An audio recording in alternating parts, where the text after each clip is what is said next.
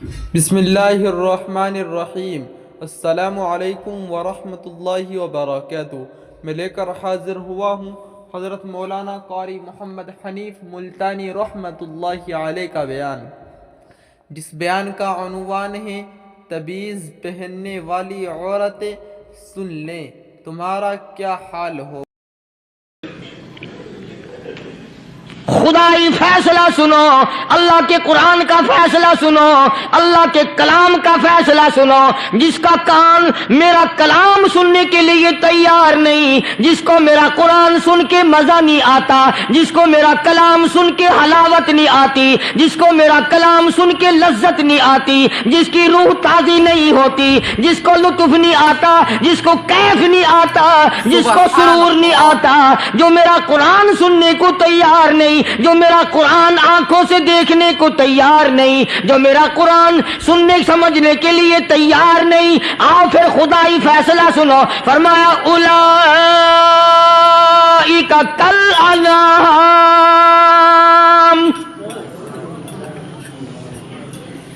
میرا فیصلہ نہیں، کسی پارٹی کا فیصلہ نہیں، کسی فرقے کا نہیں، کسی طبقے کا نہیں، کسی جماعت کا نہیں۔ فرمایا اولئک الانعام، پیدا کرنے والا مالک و خالق کہتا ہے مجھے اپنی کبریائی کی قسم یہ سارے جانور ہیں،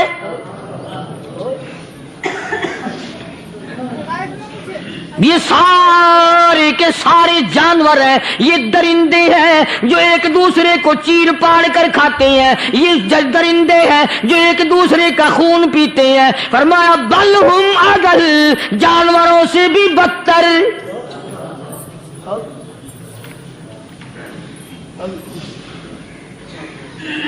جس کے دل میں قرآن سن کر ترس نہیں، جس دل میں رحم نہیں، اپنے سے کمزور دیکھ کر جس کے دل میں شفقت نہیں، مہربانی کا مادہ نہیں، فرمایا وہ کوئی بندہ ہے، وہ تو جانور ہے۔ اور خدا غضب میں آ گیا، فرمایا بل ہم اضل، اس سے بھی بدتر۔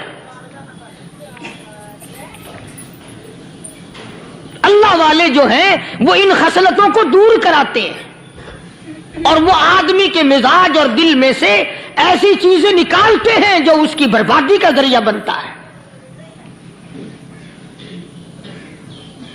دل کی بیماریوں کا کسی کو فکر نہیں، بخار ہو جائے آپ چڑھ جائے آپ کو پتہ چل جاتا ہے، نزلہ ہو جائے آپ کو پتہ چل جاتا ہے، کھانسی ہو جائے پتہ چل جاتا ہے، دل کی بیماریوں کا کیا پتہ چلے۔ صحابہ اکرام رضوان اللہ تعالی علیہم اجمعین کی جماعت کے اللہ پاک کے محبوب حضرت محمد الرسول اللہ صلی اللہ تعالی علیہ وسلم نے دلوں کی صفائی کی۔ پہلے لوگ جھونپڑیوں میں کچے کوٹھوں میں رہتے تھے، نہ اتنی صفائی تھی نہ اتنی ترقی تھی۔ آج برتنوں کی صفائی دیکھو، کپڑوں کی صفائی دیکھو، مکان کی صفائی دیکھو، رات دن بس اسی دھندے میں لگے ہوئے، سارا دن برتن دھونے سے فرصت نہیں، سارا دن کپڑوں کے بناؤ اور سنوار میں فرصت نہیں۔ تو اللہ والے ایسے موقع پر بڑی عجیب بات کہتے ہیں، وہی مجذوب ہے، مجذوب علی رحمت کہتے ہیں بظاہر تو ہر شے میں بے حد صفائی، بظاہر تو ہر شے میں بے حد صفائی، مگر دل میں ہے گندگی انتہائی۔ بظاہر تو ہر شے میں چہرے کی صفائی، بدن کی صفائی، نہ جانے کتنی قسم کا صابن ہے، نہ جانے کتنی قسم کے پاؤڈر ہیں، نہ جانے کتنی قسم کے شیمپو ہیں، نہ جانے کتنی قسم کے کپڑے ہیں، کیا چال ڈھال ہے، کیا نئے نئے ڈیزائن ہے۔ مجذوب کہتا سب کچھ دیکھ لیا، بظاہر تو ہر شے میں بے حد صفائی، مگر دل میں ہے گندگی انتہائی۔ جس یار کی بیٹھک میں بیٹھ کے کھانا کھایا، جس رشتہ دار کی بیٹھک میں بیٹھ کے کھانا کھایا، اسی کی بہن کو دیکھ کر آبرو پہ ڈاکہ ڈالنے کا پروگرام ہے۔ جس دوست کے گھر میں بیٹھ کے کھانا کھایا، اسی دوست کی بیوی کی عزت لوٹنے کا پروگرام ہے۔ پرانے زمانے میں اب بھی دلی جیسے شہر میں اگر دعوت کی جاتی ہے تو وہاں ایک تشتری میں نمک آتا ہے سب سے پہلے. عرب میں بھی دستور تھا پرانے زمانے میں، اگر کوئی دعوت کرتا، کوئی تقریب کرتا، سب سے پہلے نمک آتا تھا. ایک ایک انگلی ہر شخص نمک چاٹتا تھا. کیا مطلب؟ جس نے نمک چاٹ لیا اب وہ نمک حرامی نہیں بنے گا. اس گھر میں چوری کرنا، اس گھر کی آبرو کا غلط تصور لانا، اس گھر کے مال میں خیانت کرنا وہ حرام سمجھتا تھا جس گھر کا میں نے نمک چکھ لیا. اور مسلمانوں کی بات نہیں، ہندوؤں کی بھی یہ باتیں تھی.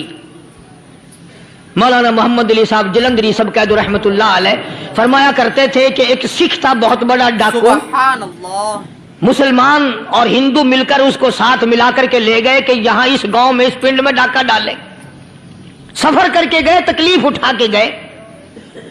اس سکھ ڈاکو نے پوچھ لیا کہ یہ کون سا گاؤں ہے کہ یہ فلانا ہے. اچھا سارے کے سارے یہ تلاش کرو، یہ سوچ بچار کرو، اپنے پنڈ کی، اپنے علاقے کی، کسی مسلمان کی، کسی ہندو کی، کسی سکھ کی، کسی چوڑے چمار کی اس گاؤں میں لڑکی تو نہیں؟ ہمارے یہاں سے کوئی لڑکی تو شادی ہو کے یہاں نہیں آئی ہوئی. ان ساروں میں سے کہنے لگا کہ ہمارے بھنگی کی لڑکی جمعدار کی یہاں آئی ہوئی ہے. کہنے لگا واپس چلو، بیٹی بیٹی ہے چاہے بھنگی کی ہو یا نواب کی ہو. ارے کل بیٹی کا ڈولا دیا تھا، آج ڈاکہ ڈالیں گے، شرم نہیں آئے گی؟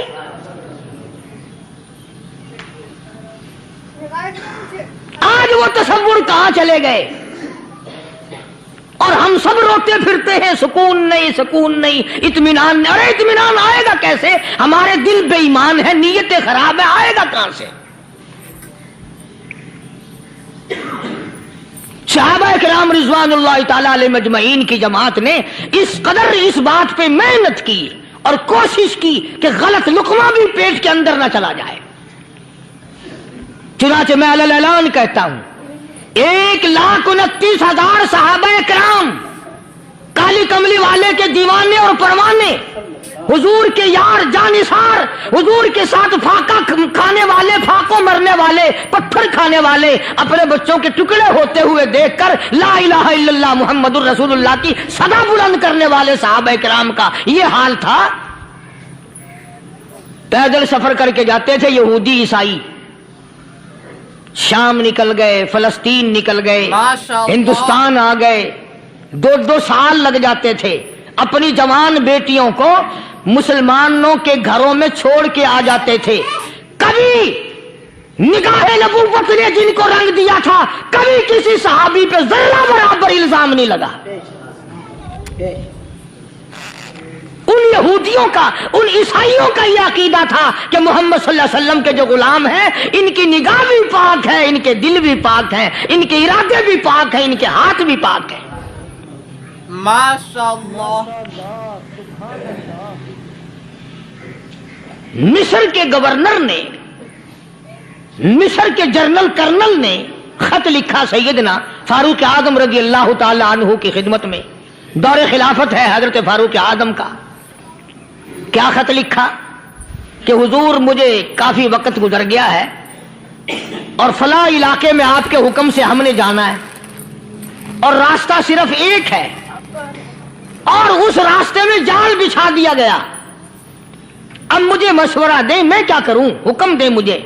جال کیا بچھا دیا گیا کہ ہمیں پتا چل گیا ہے عیسائیوں نے پروگرام بنایا، سینکڑوں لڑکیاں تلاش کر کر کے بڑی خوبصورت حسینہ اکٹھی کی ہیں، ان کو گانے بجانے کی ٹریننگ دی ہے، ان کو اچھی اچھی آوازوں والی لڑکیاں ڈھونڈ کے لائے ہیں اور انہوں نے یہ پروگرام بنایا کہ جب مسلمانوں کی فوج اس گلی سے گزرے گی ان کوٹھوں کے اوپر چڑھ کے گانا بجانا کریں گے تاکہ ان کے دل میں بدماشی آئے اور ان کا بیڑا غرق ہو.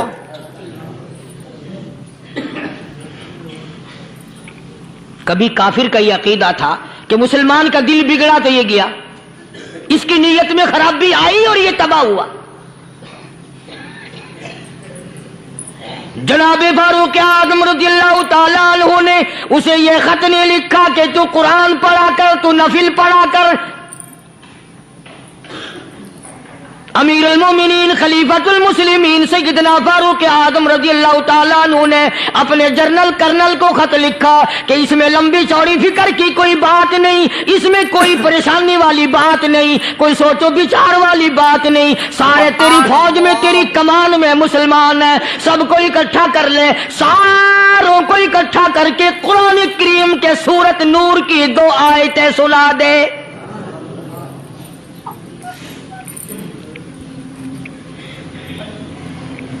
یہ بھی نہیں فرمایا کہ سزا سناؤ، اتنے کوڑے لگیں گے، جو خلاف کرے گا یوں قید ہوگی، یوں کورٹ مارشل کر دیا جائے گا، کچھ نہیں۔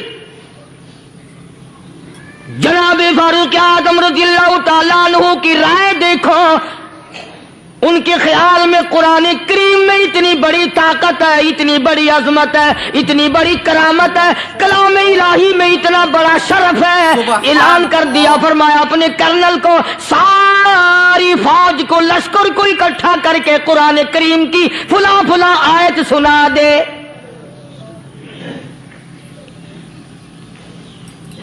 اور اس کے بعد بے دھڑک فوج کو، لشکر کو اسی راستے سے گزار کے لے جا، بے دھڑک لے جا۔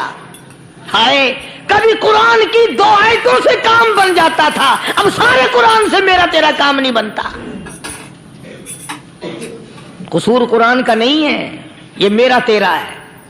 یہ تو اتنی وفادار کلام ہے، اتنی پاک کلام ہے، خدا کی قسم ہزاروں رجسٹروں کے گتے، ہزاروں چائے کے ڈبے، ہزاروں مٹھائی کے ڈبے، لاکھوں کروڑوں دوائیوں کے ڈبے گندے نالوں پہ، کوڑیوں پہ، روڑیوں پہ پڑے ہیں، اور جس گتے نے قرآن کے ساتھ یاری لگا لی، خدا کی قسم کوئی آدمی بغیر وضو اس گتے کو بھی ہاتھ نہیں لگا سکتا۔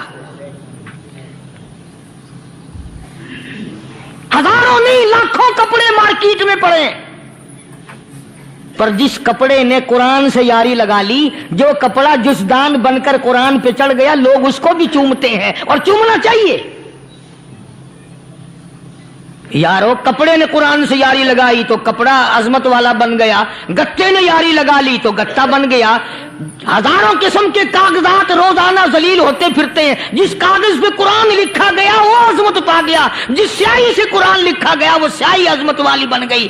ارے اگر مسلمان قرآن کو اپنے اندر پیدا کر لے، اس کی عظمت کو بسا لے، اس کو اپنا لاہ عمل بنا لے، اس کو اپنے سر پہ رکھ لے، تو کیا یہ بندہ قرآن کے ساتھ وفاداری کرے تو قرآن کیا خیال ہے قرآن بے وفائی کر دے گا؟ یقین نہیں، یقین اصل بات اعتقاد کی ہے۔ یقین کا تو یہ عالم بنا ہوا ہے کہ اگر کوئی چوری کا معاملہ ہو جائے اور کسی پر شبہ ہو، اگر اسے کہو کہ قرآن اٹھا دے تو دیر نہیں لگائے گا، اور اگر کہے کہ فلانی خانگاہ کا کنڈا مار دیا کہ یہ کام میں نہیں کرتا۔ خانگاہ کے کنڈے پہ ایمان ہے، قرآن پہ ایمان نہیں۔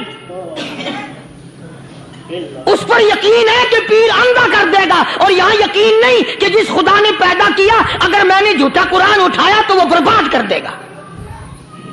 ماشاءاللہ، عجیب عجیب لوگ ہیں۔ چنانچہ مصر کے کرنل نے، مصر کے جنرل نے ساری فوج کو اکٹھا کر لیا۔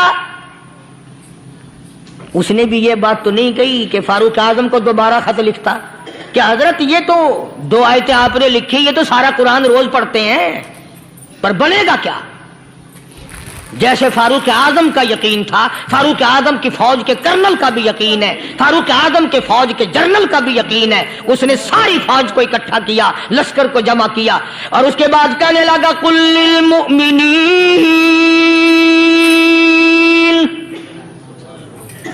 یغضوا من ابصارکم ویحفظوا فروجہم ذالک ازکی لہم ان اللہ خبیر بما یصنعون۔ سبحان اللہ۔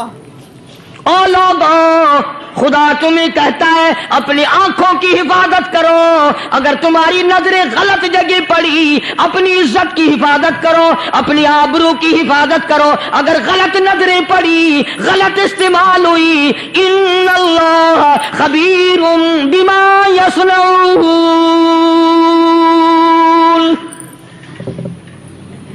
اللہ پاک تمہاری ساتھ ساتھ ہے، وہ ہر چیز کو دیکھتا جائے گا، وہ ہر چیز تمہاری دیکھے گا۔ چنانچہ تاریخ شاہد ہے، ابن حشام نے لکھا ہے، ابن خلدون نے لکھا ہے، اور کئی مورخین نے لکھا ہے کہ جب مسلمان کرنل نے اپنی فوج کو قرآن کی 2 آیتیں سنائی اور اس کے بعد حکم دیا چلو، تمام کا تمام لشکر چل رہا ہے، ادھر ڈھول بجا، دھماکے بجے، گانا شروع ہوا، گانا بجانا شروع ہوا، ساری فوج نکل گئی، سارا لشکر چلا گیا۔ لڑکیوں نے دیکھا کہ یہ تو ختم ہو گئے، نیچے آواز دے کے کہنے لگی اور جانے والوں یہ ساری فوج کئی اندھوں کی فوج تو نہیں؟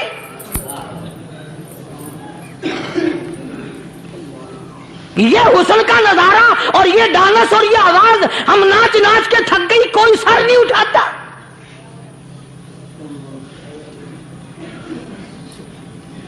اور آج دیکھ لیں آپ، ہر گھر کے اوپر وہ لگا ہوا ہے ایریل، لعنت کا ایریل لگا ہوا ہے، لعنت کا ایریل۔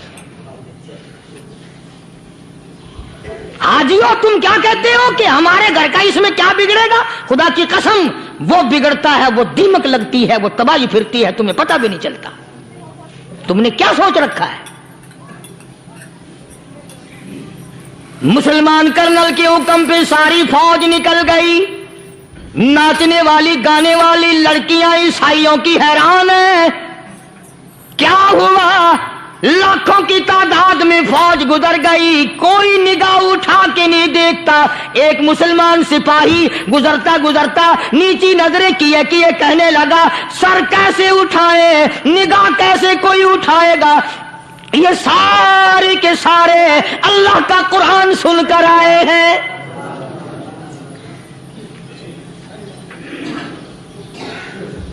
کیسے کوئی نگاہ اٹھائے گا؟ کیسے کوئی سر کو اٹھائے گا؟ یہ سارے کے سارے اللہ کا قرآن سن کر آئے ہیں۔ ان کا عمل ہوا نا قرآن پہ، ان کے عمل کا کتنا بڑا اثر پڑا۔ مورخین نے لکھا، ابن حشام لکھتا ہے عیسائی لڑکیوں نے چھلانگے لگا دی، کوٹھی سے نیچے آ گئی، کہنے لگی عام مسلمانوں وہ قرآن ہمیں بھی سنا کے جاؤ جس میں اتنی اسپرٹ ہے، اتنی طاقت ہے، جو حسن کے نظارے سے روک دے، جو گانے بجانے سے روک دے۔ یہ تو آدمی کے دل کا سکون ہے، نہ گانا سنتے ہو نہ حسن کا نظارہ کرتے ہو، جاتے والے یوں نہ جاؤ، ہمیں بھی وہ قرآن سنا کے جاؤ۔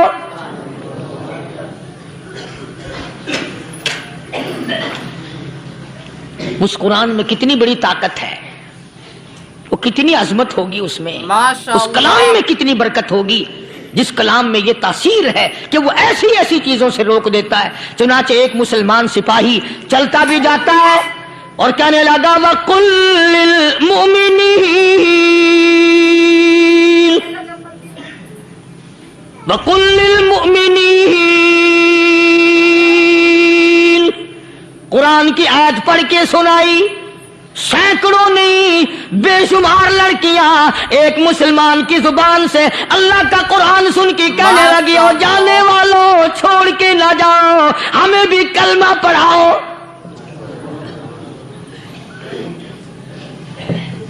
جتنی بھی وہ ناچنے گانے والی تھی تمام کی تمام کلمہ پڑھ کر مسلمان بن گئی، اور مورخین نے لکھا ہے آخری دم تک قرآن کی شیدائی اور دیوانی بن کے گزری ہے۔ پھر وہ لڑکیاں جو رات دن حسن و جمال کا پیکر بنی رہتی تھی، علماء نے لکھا ہے جب موت آئی ایک ایک کے بدن میں کپڑے لباس میں موت آئی تو 50-50 ٹاکی لگی ہوئی تھی۔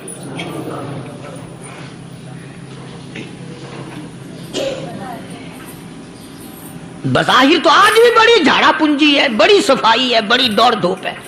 اسی کو مجذوب الاعلان کہتا بظاہر تو ہر شے میں بے حد صفائی، مگر دل میں ہے گندگی انتہائی، کبھی اس کے دھوکے میں آنا نہ بھائی، یہ سب ہے ریائی، یہ بس ہے ریائی، یہ تو چیز ہی کچھ نہیں۔ بڑے بڑے دھندے ہمیں پلٹتے دیکھے، بڑے بڑے نظام بگڑتے دیکھے۔ محمد عربی صلی اللہ تعالی علیہ وسلم کے دربار میں بڑے بڑے لوگ آتے تھے۔ اللہ غنی، نگاہ نبوت نے جس کو رنگ دیا سبحان اللہ. پھر قیمت جو بن گیا وہ اسلام کی دولت سے پیچھے نہ ہٹا. کوئی پیچھا پھر کے دیکھا ہی نہیں کہ ہم کیا کر رہے ہیں. ایک لذت تھی، ایک کیف تھا، ایک سرور تھا صحابہ کرام. سبحان اللہ. کہاں سے وہ چیز ہم لائیں؟ کیسے ہم میں وہ چیز پیدا ہوگی؟ جنگ بدر ہوا، بڑی بہترین بات ہے، توجہ لکھ کے لے جاؤ، انشاءاللہ قبروں میں دعائیں دو گے. جنگ بدر ہوا، 70 سے زیادہ کافر پکڑے گئے، مدینے میں پکڑ کے قیدی بنا کر کے لائے گئے. تنگ دستی کا زمانہ ہے، 1 سال نہیں ہوا مسلمان اجڑ کے آئے تھے، مار کھا کے آئے، پریشان ہو کر آئے، دن دولت چھوڑ کر لٹا کر آئے. ان کے پلے کیا تھا؟ شام کا وقت ہوا، مدنی کریم صلی اللہ تعالی علیہ وسلم نے مسجد کے دروازے میں کھڑے ہو کر اعلان فرما دیا، کون ہے، کون ہے جو میرے مہمانوں کو کھانا کھلائے؟ اور وہ مہمان کوئی شہنشاہ نہیں تھے، ہیں بھی کافر، ہیں بھی اسلام کے دشمن، آئے بھی صحابہ کرام کو مارنے، میدان جنگ سے پکڑ کے لائے گئے، جنگی قیدی ہیں. اس نبی کی طرف کبھی منہ کیا کر جس نبی کا تو غلام ہے، امتی بنا پھرتا ہے. فرمایا کون ہے جو میرے مہمانوں کو کھانا کھلائے؟ صحابہ کرام میں سے کسی نے 2 پکڑ لیے، کسی نے 1 کو ساتھ لے لیا. ایک نادار سا غریب سا صحابی ہے، اس نے ساتھ لے لیا 1 مہمان اور گھر لے کے گیا. بیوی کو کہنے لگا کہ کھانا کتنا ہے، کہ بس 1 آدمی جوگا ہے، 1 آدمی کی کافی ہوگا. کان میں کہنے لگا اپنی بیوی کے، دستور تھا عرب کا، مہمان اور میزبان اکٹھے کھایا کرتے تھے. اپنی گھر والی کے کان میں کہنے لگا کہ اس کے آگے کھانا رکھ دیں گے مہمان کے، جب یہ کھانا شروع کر دے گا کسی بہانے سے دیوا بجھا دیو، میں یوں ہی منہ کو خالی ہلاتا رہوں گا، یہ کھانا کھا لے گا، پیٹ بھر جائے گا اس کا. چنانچہ کھانا آگے رکھ دیا، جو کچھ بھی تھا. اس نے کھانا شروع کیا کہ جی آپ بھی کھائیں، کہ ہاں ہاں میں بھی کھا رہا ہوں. بس یوں ہی کھانے میں بھی ہاتھ لگائے، منہ کو بھی ہاتھ لگائے اور منہ کو چلائے بھی برابر. بیوی نے چراغ بجھا دیا. یہ عمل تو صحابی کر رہا ہے اپنے گھر میں. ادھر قرآن کریم نازل ہو گیا محمد کریم صلی اللہ علیہ وسلم کی ذات پہ، فرمایا وَيُؤْثِرُونَ عَلَىٰ أَنفُسِهِمْ وَلَوْ كَانَ بِهِمْ خَصَاصَةٌ وَمَن يُوقَ شُحَّ نَفْسِهِ فَأُولَٰئِكَ هُمُ الْمُفْلِحُونَ. اور میرے محبوب مبارک ہو، تیری امت میں ایسے لوگ بھی ہیں جو اپنا منہ خالی ہلا رہا ہے، بیوی بھوکی بیٹھی ہے، چراغ بجھائے بیٹھی ہے اور اپنے ہاتھ کو خالی چلا رہا ہے اور میرے بندے کا پیٹ بھر رہا ہے. اور میرے محبوب مجھے اپنی عظمت کی قسم، میں تیری ان دیوانوں پہ جنت واجب کر چکا.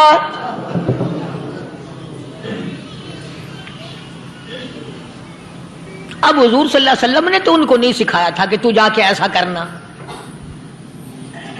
قدرتی مزاج ایسا بنا دیا تھا. ایک اور موقع آیا مدینے پاک میں، جنگی قیدی اور جگہ سے اسی طرح سے آئے. ایک صحابی ایک اور آدمی کو، جنگی قیدی کو کافر میں گھر لے گیا. بیوی کہنے لگی کہ 1 ہی آدمی کا کھانا ہے بس. انہوں نے کہا اس کو دے دو. وہ کافر جنگی قیدی کہنے لگا جی آپ بھی کھائیں. کہنے لگا بھی بات ہے صاف، 1 آدمی کا کھانا ہے، تو کھانا کھا، میں درخت کے پتے چبا لیتا ہوں. تو کہنے لگا میں کھاؤں گا پتے. انہوں نے کہا تو رئیس آدمی ہے مکے کا، میں پرانا غریب ہوں، مجھے پتے چبانے کی عادت ہے، تیرے پیٹ میں درد نہ ہو جائے، میں عادی ہوں پتے چبانے کا. اس نے پتے چبا لیے. سبحان اللہ. کافر مسافر اور مہمان جو تھا جنگی قیدی، اس کو کھانا کھلا دیا. دوسرے دن پھر ایسی نوبت آئی، اس نے کہا آپ بھی میرے ساتھ کھانا کھائیں. نے کہا نہیں بھائی تو کھا، میں پتے چبانے کا عادی ہوں. 2 دن تو اس کافر نے کھانا کھا لیا، اور جب تیسرے دن اس کے آگے کھانا آیا انہوں نے کہا بھئی تو ہی کھا، بس اتنا ہی کھانا ہے، میں تو میاں بیوی ہم تو پتے چبا لیں گے۔ اور کہنے لگا مدینے والوں تم خود پتے چباتے ہو، دشمنوں کو کھانا کھلاتے ہو، آج میری بھی ایک شرط ہے، پہلے کلمہ پڑھا پھر کھانا کھلا۔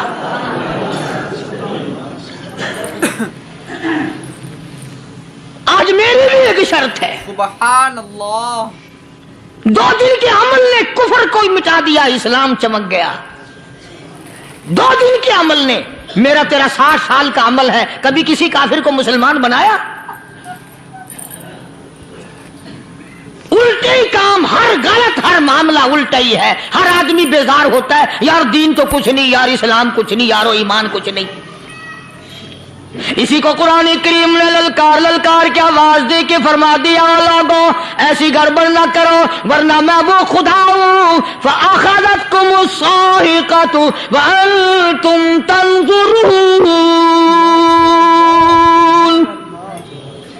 جبریل امین نے ایک چیخ ماری، ساری قوم کے جگر پھٹ گئے۔ میں وہ خدا ہوں لا تركضوا وارجعوا إلى ما أترفتم فيه ومساكنكم لعلكم تسألون۔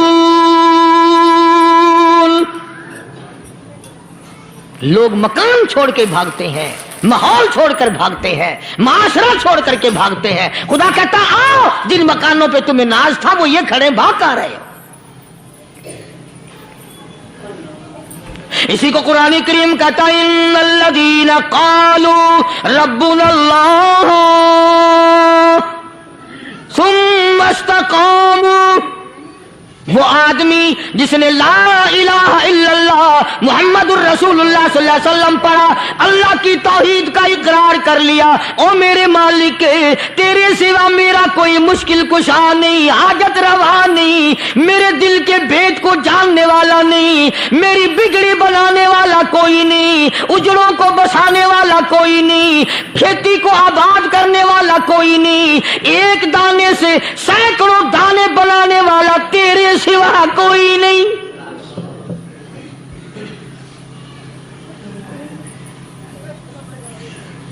کھیتوں میں جاؤ، کبھی یہ تو سوچو کہ دنیا میں حکومتوں نے کتنے مل لگا رکھے ہیں، چینی کے شکر کے کتنے مل ہیں، کتنے ڈیپو ہیں، پھر بھی قلت ہو جاتی ہے۔ اور یہ اللہ میاں نے کتنا میٹھا کیلے میں، سنترے میں، مالٹے میں، انگور میں، سیب میں، کبھی یہ بھی سنا کہ اللہ میاں کا شوگر مل فلاں علاقے میں لگا ہوا ہے؟ کبھی یہ تو دیکھو کہ یہ قدرت کاملہ کے سوا اور کون پیدا کر رہا ہے؟ فرمایا جس نے اللہ کی توحید کا اقرار کر لیا، محمد عربی صلی اللہ علیہ وسلم کی ختم نبوت کا اقرار کر لیا، خدا کے بعد خدا کوئی نہیں، مصطفیٰ کے بعد نبی کوئی نہیں۔ پھر قرآن نے شرط لگائی ثم استقاموا، پھر اس پر جمع رہے، ڈٹا رہے، یوں نہیں کہ کبھی ادھر لڑک گیا کبھی ادھر لڑک گیا۔ لوگ تو بدل جاتے ہیں، لوگوں کا کیا ہے؟ پچھلے سال کی بات ہے، یہیں مغرب کی نماز کے بعد گرمی کے موسم میں میں یہاں بیٹھا ہوا تھا باہر، آگے شہر کے وہ آدمی وہ کہنے لگے جی ایک کام آئے ہیں۔ میں نے کہا کیا؟ کہ 25,000 روپے چوری ہو گیا ہمارا، بتاؤ ہمیں۔ میں نے کہا بھی مجھے کیا پتا؟ انہوں نے کہا نہیں سارا شہر کہتا ہے کہ قاری نہیں بتا دیتا ہے۔ میں نے کہا اچھا یہ یوں نہیں جانے کا؟ میں نے کہا پھر آدھے لوں گا۔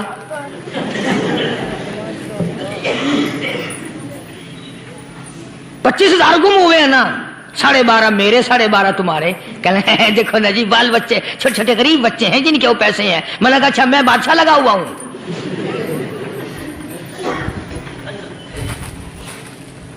انہوں نے کہا جی سودا مہنگا۔ میں نے کہا پھر کہیں اور چلے جاؤ۔ کتنا میں نے سمجھایا نہیں ماننا کہ اگر ہمیں یوں پتہ چل جائے مولویوں کو ولیوں کو تو پھر یہ لاکھوں کروڑوں پولیس والے رکھنے کی ضرورت ہے بھلا؟ اتنی بڑی فوج کا رکھ کر کیا کریں گے ہم؟ اربوں روپیہ فوج کا خرچہ ہے، 2 ولی، ایک ولی کو اس بارڈر پہ بٹھا دیں گے، ایک ولی کو اس بارڈر پہ بٹھا دیں گے، پھر ہم بڑھانا دیں گے اولیاء کرام رجمت؟ ذہنیت ماری گئی، سمجھ نہیں پاتے، دین کے قریب نہیں آتے لوگ، سمجھتے نہیں۔ فرمایا ثم استقاموا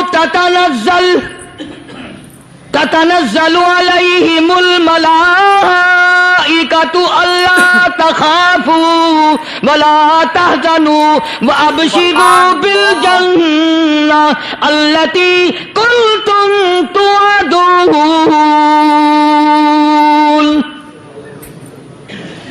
قرآن کہتا ہے ادھر ولی کی موت آتی ہے، ایسا آدمی جو اپنے کلمے پہ جمع رہے، شرک و بدعت کی لعنت سے بچے، کفر و نفاق سے بچے۔ ادھر موت آتی ہے، ادھر فرشتے کہتے ہیں گھبرانا، غم نہ کر، بہشت کے دروازے تیرے لیے سارے کھلے ہوئے۔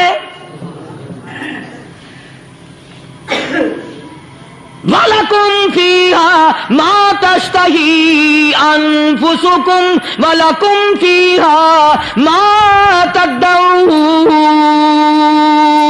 سبحان اللہ۔ فرمایا ہم تمہاری ہر اس تمنا کو پورا کریں گے، ہر اس آرزو کو پورا کریں گے، جو مانگو گے وہی ملے گا، جو کہو گے وہی دیا جائے گا۔ نحن اولیاؤکم فی الحیات الدنیا وفی الآخرہ، ہم دنیا میں بھی تمہارے کارساز ہیں، ہم آخرت میں بھی تمہارے کارساز ہیں، ہم دنیا میں بھی تمہارے دوست ہیں، آخرت میں بھی تمہارے دوست ہیں، اور خدا کے یہاں وہ انعام ملے گا۔ اللہ غنی، رائی کے دانے کے برابر نیکی کی ہوگی، جب پہاڑوں کے برابر ثواب ملے گا تو آدمی حیران ہوگا، یا اللہ تیرے جیسا بینک تو کسی کا بھی نہیں۔ رائی کا دانہ لے کر پہاڑ واپس کر دیا، مالک نے نجات کا ذریعہ بنا دیا۔ فرمایا نزلا من غفور رحیم، یہ مہمانی ہے پروردگار عالم کی طرف سے۔ قرآن اعلان کر کر کے کہتا وبالاسحار هم یستغفرون۔ اللہ پاک فرماتے ہیں میرے بندوں کی نشانی یہ ہے کہ وہ آخری رات میں بڑے ویلے سحری کے وقت اٹھ کر استغفار کرتے ہیں، اللہ کے حضور میں معافی مانگتے ہیں، روتے ہیں، عاجزی کرتے ہیں۔ کہتا کہ ایک تڑپ سی دل میں امنگتی ہے، ایک درد جگر میں ہوتا ہے، ایک تڑپ سی دل میں امنگتی ہے، ایک درد جگر میں ہوتا ہے، ہم رات کو رویا کرتے ہیں جب سارا عالم سوتا ہے۔ سب لوگ سوئے ہوئے ہوں اور اللہ کا دروازہ کھٹکھٹا، اندھیرے میں مالک کے کائنات کے سامنے جھولی پھیلا، اپنی بگڑی کا سوال کر، اپنی مشکلات اس مالک کے سامنے پیش کر جو سارے جہان کا خالق و مالک ہے۔ عقیدہ بھی بناؤ، اعمال بھی بدلو، مزاج بدلو، طبیعتوں میں انقلاب لاؤ، اور لوگوں ان گھروں کو مسلمانوں والے گھر بناؤ۔ تم برا مان کے جاؤ یا بھلا مان کے جاؤ، میں اپنے عقیدے کی بات کو چھپاتا نہیں۔ جس گھر میں کوئی مرد عورت قرآن کے کھولنے والا نہیں، میں اس گھر کو مسلمان کا گھر نہیں کہتا، وہ چوڑے اور کرار اور سکھ کا گھر ہے۔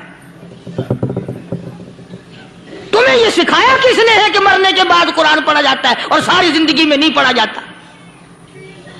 یہ قرآن مردوں کے لیے تھوڑی آیا، یہ زندوں کے لیے آیا ہے۔ حدیث پاک میں آتا ہے حضور کریم سب کہہ دو صلی اللہ علیہ وسلم نے فرمایا عیسیٰ علیہ السلام ایک قبرستان سے گزرے، گورستان سے گزرے تو ایک قبر کو دیکھا، وہ نبی ایسا تھا، اس کے معجزات ایسے تھے۔ قبر میں دیکھا تو ایک بڑھیا جل رہی ہے، سڑ رہی ہے، تباہ ہو رہی ہے، رو رہی ہے۔ تو عیسیٰ علیہ السلام پناہ کر کے وہاں سے گزر گئے۔ چند دنوں کے بعد جو اسی قبر کے پاس سے گزرے تو عیسیٰ علیہ السلام کو دھیان آیا کہ اس قبر میں ایک بڑھیا بڑی عذاب بھگت رہی تھی، مگر اس دن جو دیکھا وہ تو عیش میں بیٹھی ہے، تخت میں بیٹھی آرام کر رہی ہے۔ سیدنا عیسیٰ علیہ السلام نے اللہ پاک سے سوال کر دیا، الہی مرنے کے بعد تو آدمی کوئی نیکی بھی نہیں کر سکتا، اس نے کیا کر لیا کہ اس کا سارا نظام بدل گیا؟ آواز آئی اے عیسیٰ لکھ کے لے جاؤ یہ بات، حضور کا فرمان ہے۔ فرمایا اے عیسیٰ اس مائی کے چھوٹے سے پوتے نے استاد کے پاس جا کر کے پڑھا بسم اللہ الرحمن الرحیم، اس ننھے سے منہ سے، چھوٹے سے منہ سے جب یہ لفظ نکلا، اے اللہ تو بڑا مہربان ہے، تو بڑا کریم ہے، عیسیٰ چھوٹے سے منہ سے جب نکلا، وہ تو معصوم تھا، اس کے منہ سے جب نکلا نا کہ میں بڑا مہربان ہوں، میں نے اس معصوم بچے کے صدقے میں اس کی دادی پہ کرم کر دیا۔ اس کے نام میں بڑی برکتیں ہیں، اس اللہ کا نام لینے میں بڑی برکت ہے۔ گڑ میں مٹھاس ہے، اللہ کے نام میں مٹھاس نہیں۔ حدیث میں آتا ہے، ارشاد ہے مدنی کریم صلی اللہ علیہ وسلم کا کہ بعض لوگ اللہ کی زمین پہ چلتے ہیں، بعض لوگ اللہ کی زمین پہ چلتے ہیں اور زمین اللہ سے یہ اجازت مانگتی ہے، پروردگار اگر اجازت ہو میں اس کو نگل جاؤں، میں نہیں چاہتی کہ اس کے منحوس قدم مجھ پہ پڑتے رہیں، اجازت ملے میں اس کو لقمہ بنا کر کے نگل جاؤں، اس کو زمین کی تہ میں لے آؤں۔ اور ایک اور ارشاد ہے حضور کریم صلی اللہ علیہ وسلم کا، یوں فرمایا کہ جب قوم کے اندر 3 چیزیں ہو جائیں، جب کسی قوم میں 3 عادتیں، 3 خصلتیں، 3 برائیاں پیدا ہو جائیں تو سرکار مدینہ صلی اللہ علیہ وسلم نے فرمایا وہ قوم پھر زمین کے اوپر بسنے کے لائق نہیں رہتی، اس قوم کو زمین کے اندر غرق ہو جانا چاہیے۔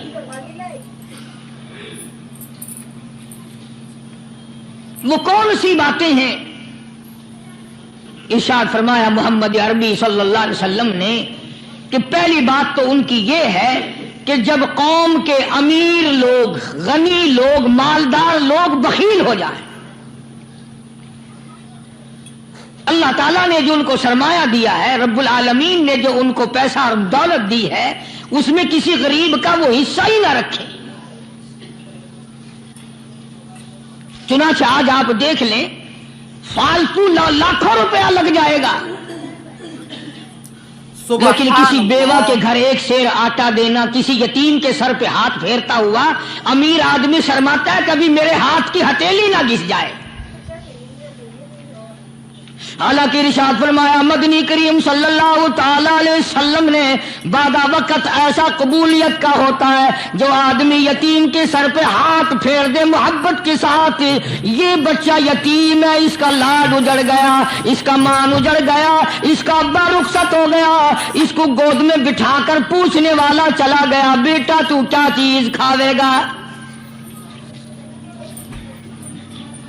حضور کریم صلی اللہ تعالی علیہ وسلم نے فرمایا جب یتیم کے سر پہ آدمی محبت کے ساتھ، شفقت کے ساتھ ہاتھ پھیرتا ہے، اللہ پاک یوں فرماتا ہے مجھے اپنی کبریائی کی قسم جتنے بال اس کے ہاتھ کے نیچے آ جاتے ہیں اتنی نیکیاں ہاتھ پھیرنے والے کے نام اعمال میں لکھ دی جاتی ہے۔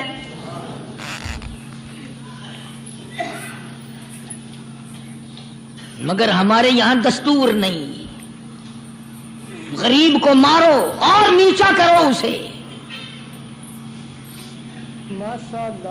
جناب مدنی کریم صلی اللہ تعالی علیہ وسلم تشریف لے جا رہے ہیں، راستے میں کچھ بچوں کو کھیلتے ہوئے آپ نے دیکھ لیا،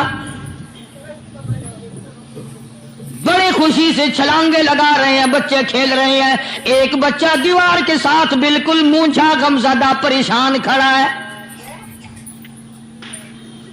حضور کریم صلی اللہ تعالی علیہ وسلم کی نگاہ مبارک اس بچے پہ پڑ گئی، آپ نے قریب تشریف لا کر اس سے پوچھا او بچے، سارے بچے کھیل رہے ہیں تو کیوں نہیں کھیلتا؟ کہنے لگا میرا کھلانے والا دنیا سے چلا گیا۔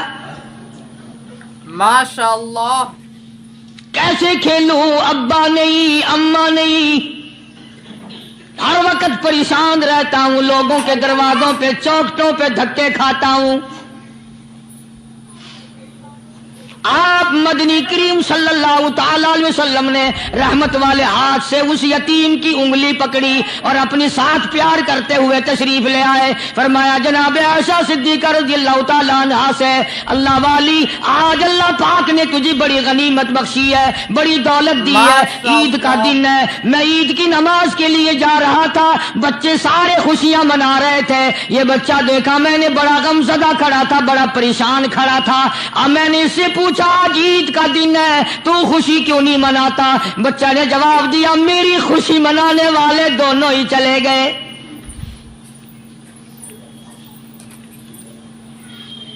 آج اللہ نے یہ موقع بخشا ہے, اسے نہلا دھلا, اس کو نئے کپڑے پہنا, معصوم بچے کے سر پہ ہاتھ پھیرتے ہوئے فرمایا بیٹا گھبرانا, یہ عائشہ صدیقہ تیری اماں ہے, میں محمد الرسول اللہ آج سے تیرا ابا بن گیا ہوں.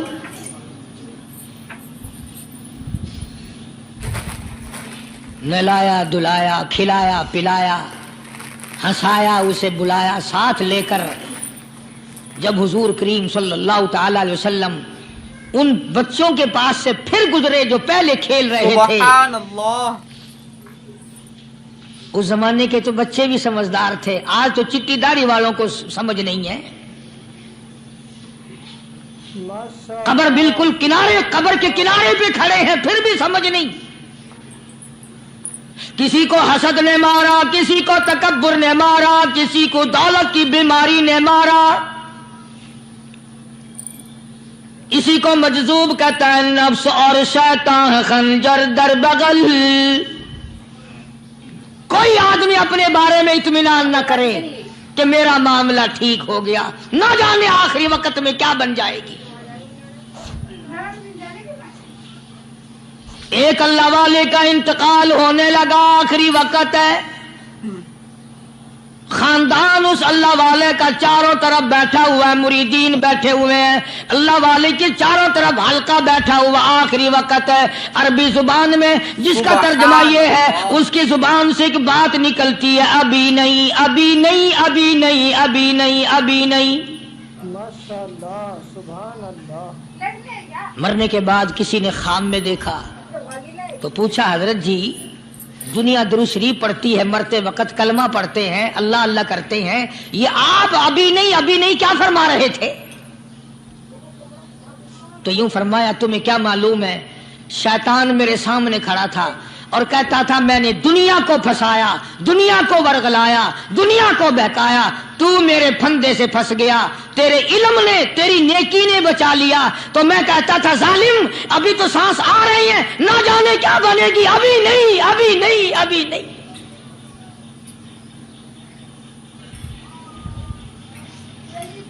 اسی کو مجذوب کہتا ہے کیا معلوم کیا بن جائے گا, کس حال میں دم نکلے گا, رات کو کیا ہو جائے گا, دن کو کیا بن جائے گا. فرمایا نفس اور شیطان ہے خنجر در بغل, نفس اور شیطان ہے خنجر در بغل, وار ہونے کو ہے اے غافل سنبھل. آیا دشمن کا وار, 4 نمازیں پڑھی, باقی ساری دنیا کافر نظر آنے لگ جاتی ہے. میں نمازی ہوں, یہ سارے بے ایمان پھرتے ہیں. شیطان پیدا کرتا ہے یہ چیزیں. اگر اللہ نام پہ تھوڑی سی کبھی خیرات کر دی تو بہانے لوگوں کے سامنے ذکر ہو رہا ہے, اجی آج کل تو ہمارے کاروبار نہیں, ورنہ انشاءاللہ فلاں مسجد جو ہے نا یہ ہم نے بنائی تھی. بہانے بتانا. اسی لیے مجذوب کہتا ہے گھبرایا نہ کر اور اپنے آپ کو اطمینان نہ دلایا کر. کہتا نفس اور شیطان ہے خنجر در بغل, وار ہونے کو ہے اے غافل سنبھل. چلا شیطان کا خنجر, چلا شیطان کا خنجر, لگایا اس نے دو, لگایا اس نے دو. لوگوں کا خیال یہ ہے کہ شیطان صرف وہ, شیطان کے بہکائی میں وہ آدمی آتا ہے جو کسی کو قتل کر دے. لوگوں کے نزدیک صرف زنا کرنا گناہ ہے, قتل کرنا گناہ ہے, چوری کرنا گناہ ہے, ڈاکہ مارنا گناہ ہے, اور چوتھی چیز گناہ ہی کوئی نہیں. حضرت عثمان غنی ذی النورین رضی اللہ تعالی عنہ کی مبارک مجلس ہے. صحابہ کرام کا دور ہے، نبی کا دوہرا داماد، مجلس ہے عثمان ذی النورین کی. ایک آدمی مجلس میں آ کے بیٹھا، حضرت عثمان کی مجلس میں ایک آدمی آ کے بیٹھا تو حضرت عثمان فرماتے ہیں، توجہ، حضرت عثمان فرماتے ہیں، یوں نہیں فرمایا کہ تو نے ایسا کیا ہے، اسے ذلیل نہیں کیا، بلکہ یوں فرمایا لوگوں کو شرم نہیں آتی، لوگ آنکھ کا زنا کر کے میری مجلس میں آ کے بیٹھتے ہیں، لوگ آنکھ کا گناہ کر کے میری مجلس میں آ کے بیٹھتے ہیں. ماشاءاللہ. تو دور تھا نا صحابہ کرام کا، فوراً چوٹ کی کسی نے کہ نبی کے بعد وحی آنی شروع ہو گئی. یعنی آپ کو کیسے پتا چل گیا کہ کوئی آدمی غلط نگاہ ڈال کے آیا؟ اس کی رستے میں نظر کہیں غلط پڑی تھی آنے والے کی، آپ کو کیسے پتا چلا؟ یعنی بات کرنے والے کو بھی دیکھو اور پھر چوٹ کرنے والے کو بھی دیکھو. تو حضرت عثمان رضی اللہ تعالیٰ عنہ نے فرمایا، بھائی پاک مجلس میں اگر ایک تولا بھی کوئی پخانہ لے کر آ جائے تو بدبو تو آ ہی جائے گی نا. صحابہ کی پاک مجلس میں اگر کوئی آنکھ کا زنا بھی کر کے آیا، فرمایا مجلس کے اندر بدبو پھیل گئی. تو اللہ والوں کی مجلس ہے اور اللہ والوں کی رفاقت ایک بہت بڑی چیز تھی، کبھی لوگ حاصل کیا کرتے تھے. اب تو ہر آدمی پیر ہے، ہر آدمی لیڈر ہے، ہر آدمی چودھری ہے، ہر آدمی بڑا بنا ہوا ہے، چھوٹا ہم میں کوئی ہے ہی نہیں. سبحان اللہ. اور ان ولیوں کی بھی الگ الگ بچاروں کی رمزیں ہوتی ہیں. علماء کرام نے لکھا ہے، حضرت خواجہ باقی باللہ رحمت اللہ علیہ دلی میں مزار ہے، بہت بڑے بزرگ گزرے ہیں. دیکھو میں ذکر خیر کر رہا ہوں نا، کئی لوگ تمہیں نکلتے ہوئے ٹانگے والے، گھوڑے والے، رکشے والے کہتے ہیں کاری علی. تو دوستو، اگر آپ کو یہ ویڈیو پسند آئی ہے تو لائک کریں، شیئر کریں، کمنٹ کریں اور ہمارے اس یوٹیوب چینل کو سبسکرائب کرنا نہ بھولیں. تو ملتے ہیں اگلی ویڈیو میں. السلام علیکم ورحمۃ اللہ تعالی وبرکاتہ.